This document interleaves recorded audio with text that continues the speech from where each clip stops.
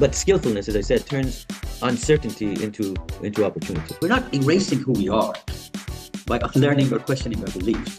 We have the ability to create other choices for ourselves. There's no guarantee that if you're passionate, there will be an outcome on the other side. Don't fool yourself with shallow and false confidence. So what I said was the self-confidence is two parts, the self and the confidence part. It is the self part that creates some of the problems. Because it has bias and it has arrogance in it, and it's this bias that is very similar to when we listen, and it clouds our judgment. It clouds our judgment to kind of self-serve, self-validate. And it's the arrogance part that also is this validation game that hey, I was right. We had a conversation with Marty Cooper about this I was right syndrome. We all have this thing in common. So the self part kind of messes up the confidence part because real confidence comes by and is driven by uh, knowing, by learning.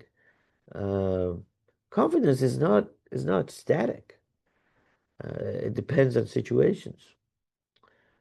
You see, the problem is not the confidence part. It's the part when we are mesmerized with the self, uh, by being kind of a know-it-all and filtering facts, filtering situations,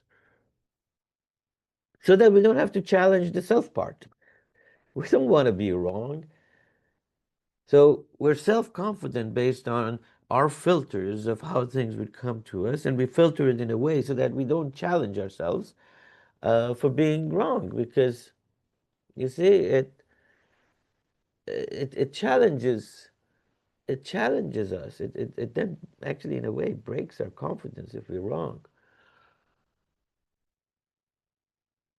And you see that part, the where we focus on the self is where we really stop listening because we don't want to be challenged.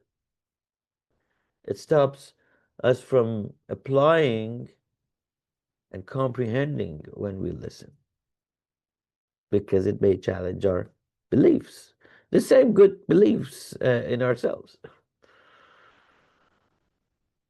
So here's the deal. I encourage you to please have all the love for yourself as you can. Have all the self-esteem in the world, but don't fool yourself with shallow and false confidence. You see, confidence is is an evolving state. That means it's changing. It's changing with conditions and time. I'm confident today, I may not be confident a month from now. Confidence must be constantly challenged and refined because first of all, it's never certain. We're never certain. And what that means is false confidence actually creates a really big risk for us.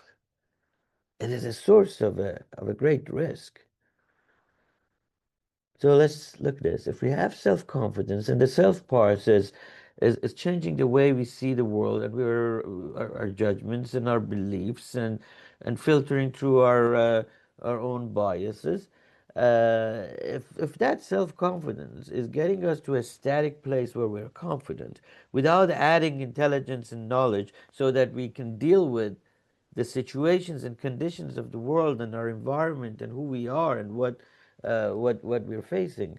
If we're not adjusting that confidence, because we don't want new information to come in, or we're pushing back. We're putting ourselves at risk. Our decisions are at risk. So, when you were 6 or 7 years old, when you were 6 or 7 years old, you were rather confident where babies came from. When you were a teenager, 16 or 17, you were, I bet, pretty confident that love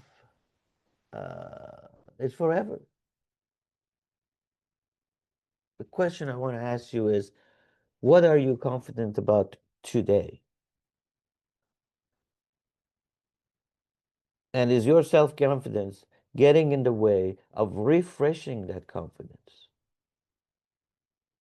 based on time, based on challenges, based on situations? You see, what should give you, what really gives you more confidence is not an affirmation that you were right. It's a discovery that you may be wrong.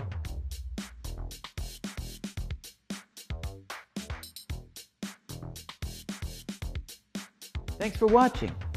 You can catch the full wake-up call sessions through the links in the description or the pinned comment below. And if you found this helpful, don't forget to like, share, and subscribe. I'll see you inside the Academy.